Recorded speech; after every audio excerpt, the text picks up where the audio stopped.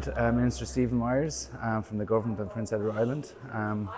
Minister, would you introduce yourself and tell us a little bit about Prince Edward Island, please? Yeah, so I'm the Minister of Environment, Energy and Climate Action for Prince Edward Island, and besides hosting this fabulous conference here in Crowbush, we have a number of initiatives. Our main one is our goal to reach carbon neutrality by 2040, which we know is really tough, but we're really excited about. We have a climate adaptation strategy, which is our plan to protect ourselves from climate change, which we have a very short timeline to implement. And we're looking at building a clean tech industry kind of around our carbon goals, so as we move forward, we can come up with some of our own solutions and hopefully take them to the rest of the world to help them meet their targets. So the reason for bringing everybody here today is to start, branching out, meeting people from different parts of the world, telling them who we are and finding out who they are, of course, so that we can begin our journey hopefully together.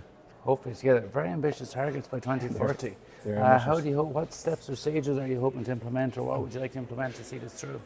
Well, the first stage was to convince everybody I wasn't crazy. So once I did that, we got a plan in place that we think that we can reach.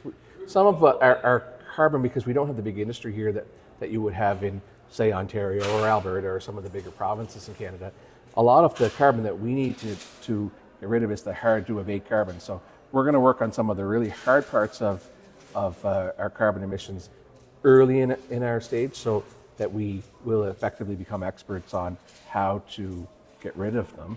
And that's something that I think we can share with anyone else in the world as they tackle these targets, particularly in cold climates, because a lot of our emissions come from transportation and heat sources and those types of things. So we have a plan.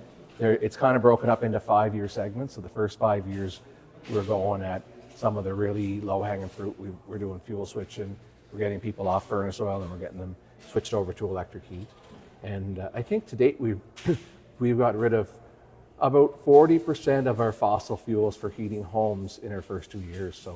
So not only are our goals aggressive, but our results are already showing that the aggressive pattern it has at least some level of success, a level that we're happy with at least.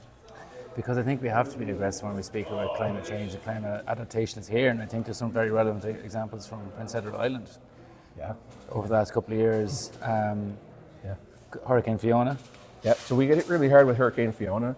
I think we estimate a loss of about 40% of our total forestry here in Prince Edward Island because of Fiona.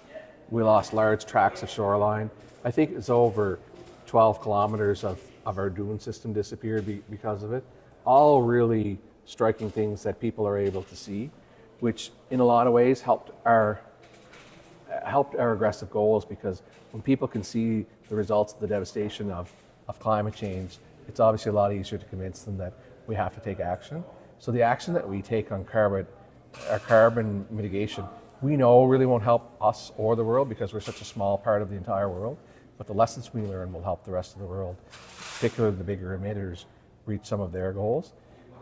Where we're really going to win here for Islanders is our adaptation. So the changes that we need to make to protect Islanders from climate change is the best that we can do to ensure, while the rest of the world gets on track to meet some target for carbon mitigation, that we're at least able to protect ourselves from a climate that we know is going to get worse. Living by learning, a great example here in Prince Edward Island, very similar to what I see back at home in Ireland, the rolling countryside. There's a lot of unity between Ireland and Canada, and obviously there's a lot of Irish that ended up in Prince Edward Island. So we're very much thank you for your welcome over the last couple of days. It's been fantastic. Thanks for telling us about your strategy today. Thank you. Okay.